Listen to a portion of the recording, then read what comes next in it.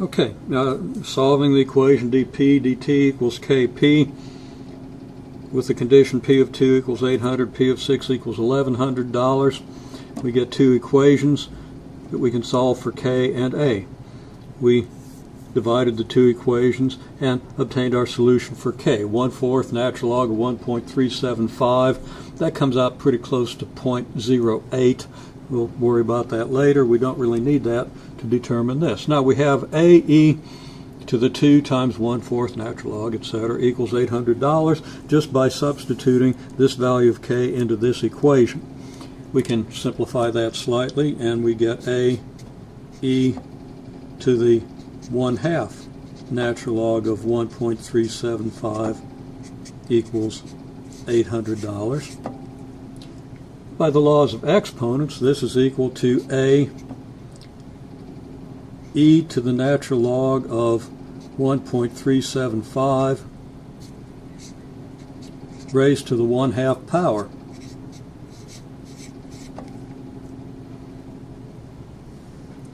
Now, the natural log, e to the natural log of 1.375 is 1.375. So,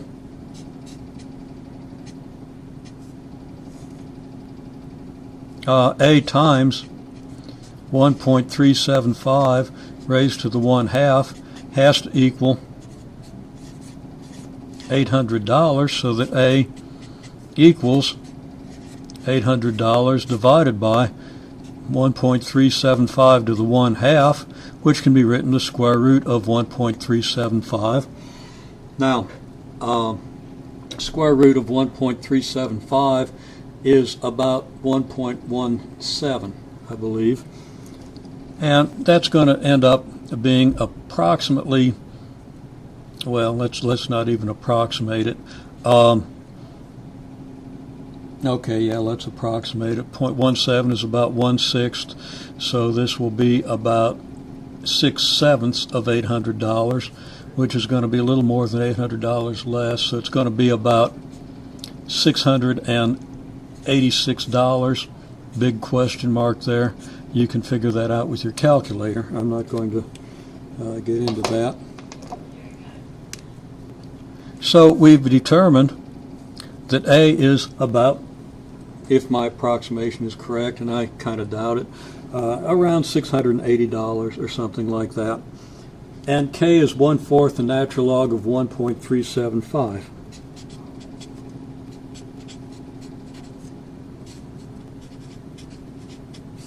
And that's about 0.08. This tells us that our solution function, P of t,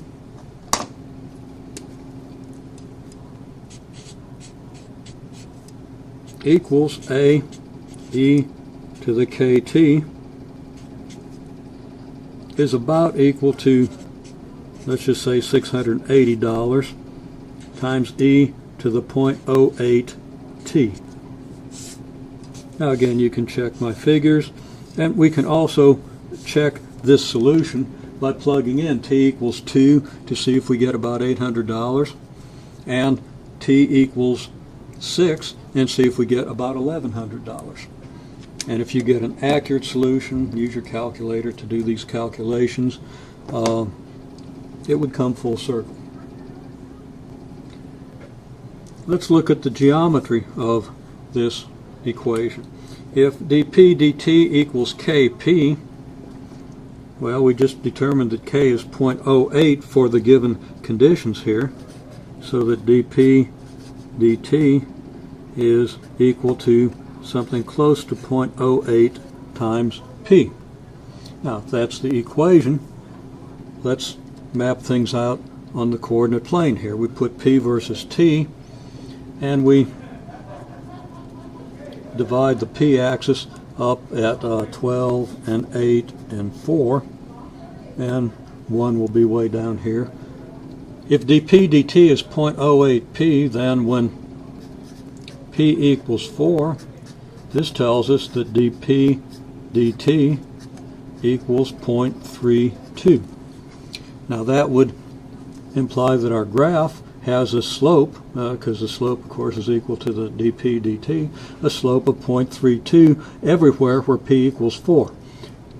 We've drawn a dotted line where p equals 4, and we're going to draw a bunch of slope segments of slope that I think might approximate 0.32. Might be a little steep, but we can live with that. And p equals 8 implies dp dt equals 0.64. So the slope is a little greater here.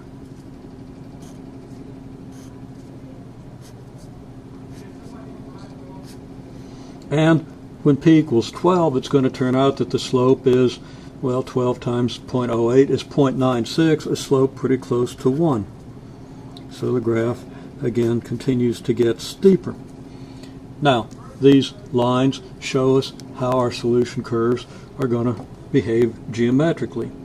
If we start out with a principal of, let's say, $686, well, $686 is way down here. We haven't even drawn the slope field here because the slopes get pretty small. T equals 1.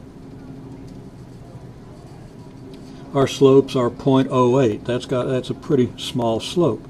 And if we're down here at $686, the slope is even smaller, but that means that we follow this curve and we continue to follow the trend of this curve. And I'm not doing a real good job of that, but you get the idea, and we get our principal function p of t. Now, is that function equal to $680 times e to the 0.08t? I wasn't all that careful. I didn't do all that good of a job here.